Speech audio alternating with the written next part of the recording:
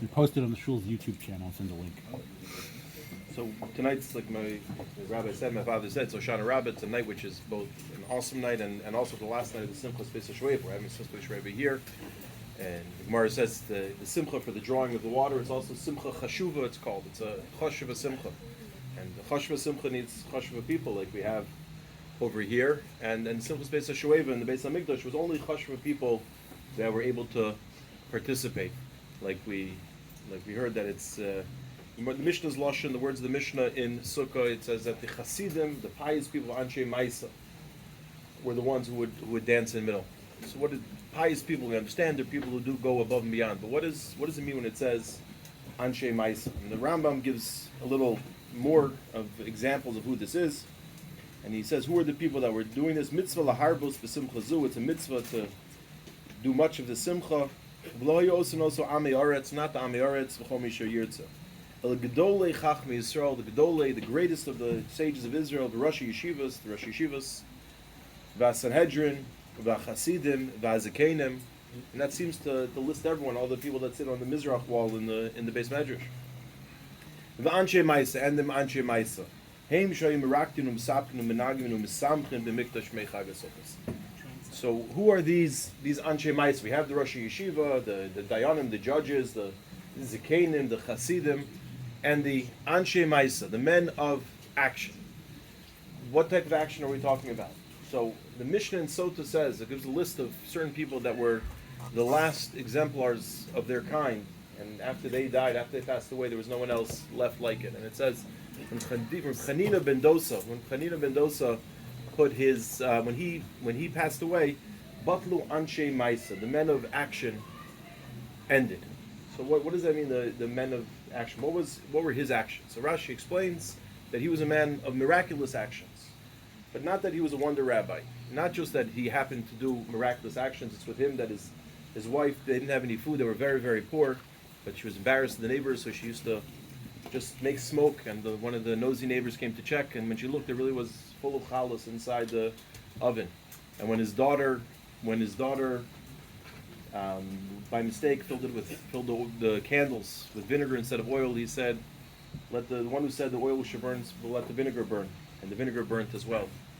And when he had goats, and people accused his goats of ruining their fields, being eaten in their fields, he said, if my goats are ruining it, let them be eaten by the bears in the forest, and if not, let them come back with bears on their horns. And the goats came back carrying the bears.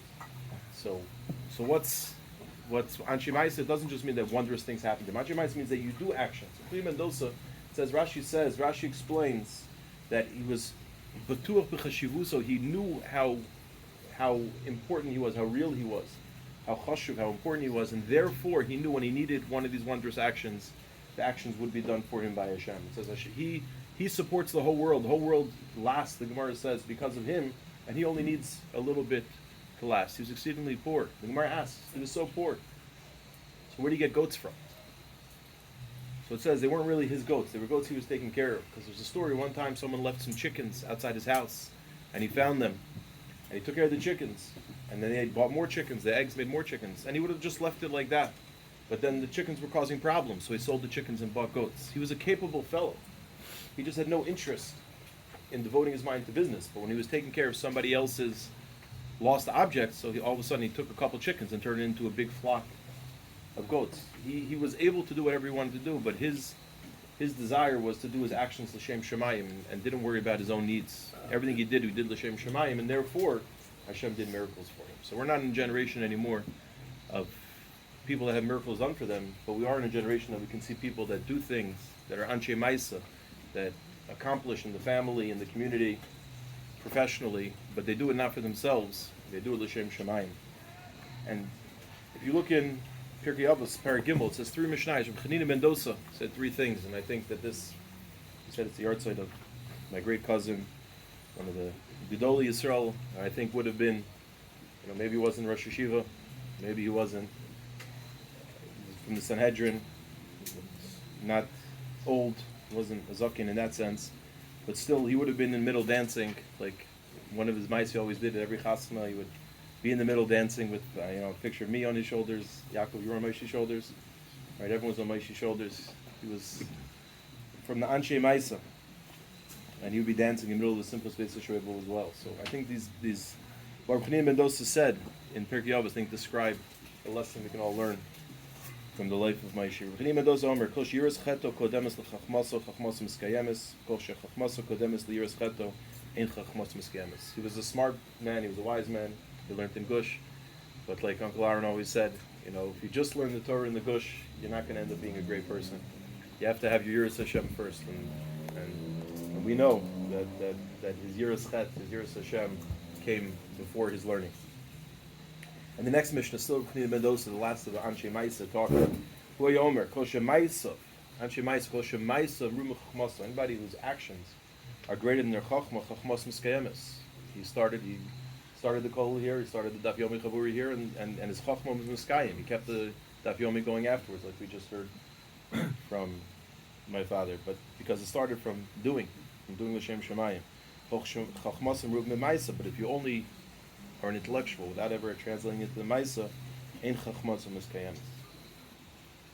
And then, so we talked about Yiras Chet in his Anshe Maisa in the family. Anytime anything needs to be done, he was the first of our generation, Rosh Verubo, but in all ways, not just they happened to be the oldest, but he was the one that carried us all on his shoulders in the community, starting shuls, starting minyanim, for the yeshivas, you know, making sure that when they started in Tivarye, a little bit I know, he was instrumental in starting it and keeping it going.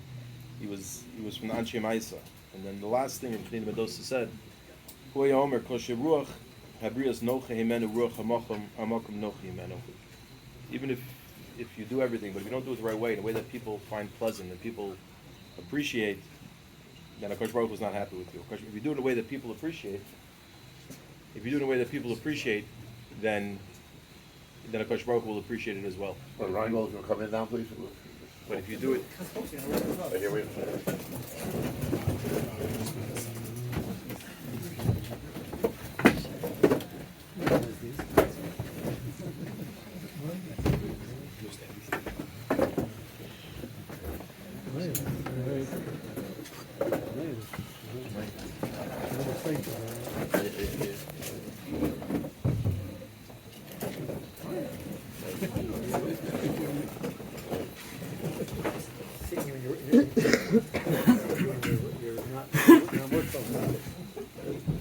Just finishing off with the last Mishnah of Pnei Mendoza said that if a person does things the way that Ruach Habrios are Noche Menu, then Kosh Baruch will appreciate it as well. So one seeing the Shloshim for Moshe, seeing all the different people from all the different walks of life, besides people that knew him from family, besides people that knew him from shul, but not just people of one type, but how everybody he met at any point was so noachim and was so appreciative of the greatness of who he was. Then we know for sure Kadosh Baruch Hu was ruach, Amakum was noachim as well. So something we can all take. Not everyone is zochet to be Rosh Yeshivas, Rosh Kollel, Rosh Sanhedrin, but everybody could be Anshe Maisa. Everybody could be Anshe Maisa. Maybe not in the same level of someone who was an Ish Maisa from his youth, but there were Balei Tshuva and the Tzaddikim were all dancing together in the Simchas Beis Hashoeiva. It's a Shem, it should be a schus for all of us that we all, many of us, knew Moshe, and that we should be zeichet to learn from his life, even those who didn't know him personally. And now it's the time for Simcha. Beis Hashoeiva. Okay, Rabbi Shields. Thank you for the opportunity to share a few words. Just a few weeks ago, maybe already a couple months ago, something happened that I lost all my phone numbers on my phone.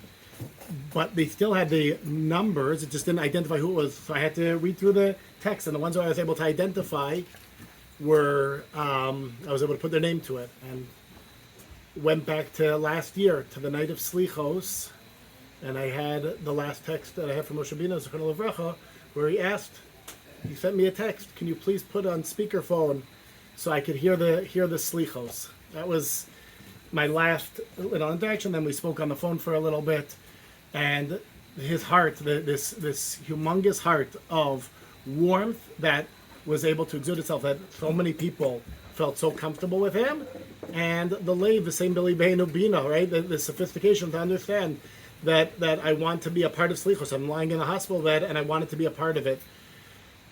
Moshe, in my mind, I had this little 3-year period where we were zocha to live when he was living here in Olney, to get to know him, Rina, the family, and he had two things that in my mind were opposites. On the one hand, Moshe was somebody who was so easygoing. Anyone and everyone could feel comfortable with him. It was like nothing, could rub him the wrong way because he was just so easy. No matter who he was, everybody felt that level of comfort with him. And on the other hand, whenever I had conversations with him, sophisticated conversations, hashkafa, I remember talking about the Hebrew Academy with him, he had so much depth to him. And it seems like almost not a common, combination to both be very sophisticated, well thought out, and at the same time being easygoing. And we were talking in the sukkah the following question. On the one hand, we have a mitzvah of simcha to be able to, and how do we fulfill this idea of being happy? So, you give the person who likes medium wine, you give them medium wine. You give that person who wants clothing, give them clothing. The person who likes sweets, give them sweets. It sounds very unsophisticated, something that almost is counter to what we understand as long-term joy, right? If you ask somebody who's well thought out, what's simcha? I don't think they would talk about these short-lived pleasures of food and clothing. They would talk about things that are much more spiritual, much more hardworking that a person could attain. And it almost at first glance sounds like a contradiction. Is simcha something which is, take a bite of something delicious, or is simcha something that takes years of working on oneself to be able to accomplish? And the truth is, the Rambam uses a language that it's avoda gedoli, that simcha is something that takes a lot of work. Well, if simcha is just, enjoying what one eats and what one benefits, so then what's the hard work? So I saw something here in the Maggid Mishnah that I think really encapsulates Moshe and gives us an appreciation of simcha. The Rambam is talking about, says that the simcha person should have not only by sukkahs but all mitzvos, and he says, Ikar Davarhu, the main idea here is she'ein roy lo adam lasos mitzvos with sad she'ein cholva. A person should not do mitzvos because I'm forced to, I have to do it. Vu muchrach v'onus bas yasan. What can I do? I'm forced, I have to do mitzvos. Elachayv lasos and vu sameach bas yasan. Rather, we need to do mitzvos, and I'm happy to do them. V'yasa tov mitzad shu tov. I do goodness because it's good. The yivchar be'emes, and I choose truth, ehrlichkeit, I don't know, emes, mitzad shu emes, because it's emes. The yakel be'einav tirchan, and it will become easy, it will become light for him doing the mitzvos. The yavin kilakach notzer l'shamash eskonan, he'll know that that's what he's living for. I think that was what Moshe was in my life. He was somebody who he wanted to do good. I remember when he would notice somebody, this person maybe needs a meal, he would notice somebody who was a little bit down, myself included, and there was something that he would do. It was goodness. There was goodness, doing for others. That was who he was. If there was something that was emes, then it was truth. Then that was what that drove him. And I remember a specific conversation about a hashkafic topic, and it was, to him, it was so clear what was true. That was emes, and that's what you had to do. And he knew that that's what he was living for, and therefore it becomes yakel beinav, it becomes lighter for him, and therefore he has the capacity, right? A person who's weighed down by the seriousness of life, and he finds that mitzvos, are a burden for him, then you expended that energy, he's used that bandwidth for other things, and then it's hard to be that nice, easygoing, pleasant person to be around. But with Moshe, it didn't feel like it was an effort. There was one other thing that jumped out to me, right? I knew him for 3 years, and the Daf Yomi was certainly very special. We began it in the mornings, and it really got it off the ground here. But one thing that jumped out to me was his constant showing up to all the family simchas. He was always there, like, and right, obviously here, but so many, and with such a joy, and there. And I remember asking something along the lines, you're able to go in. I think there were two weddings close to each other, and he was in for one, and they went back, and he came back, right? He made two weddings close to each other. And he said, of course, for family. Like, it wasn't a hesitation to think about. With me, it's a whole, yeah, does this make sense? How are we going to work it out? For him, it was so clear. V'yakul be'einav. It became light in his eyes because he was driven by doing what's right. And Amir Hashem, we should all try to gain, if we have the chus to know him, obviously, to go and to try to emulate the kindness, the tov, the emes that he exuded in his life, that's able to bring that simcha, and to make a priority our families in a way that he did. It was so beautiful and inspiring, and we should, Amir Hashem, gain from his memory.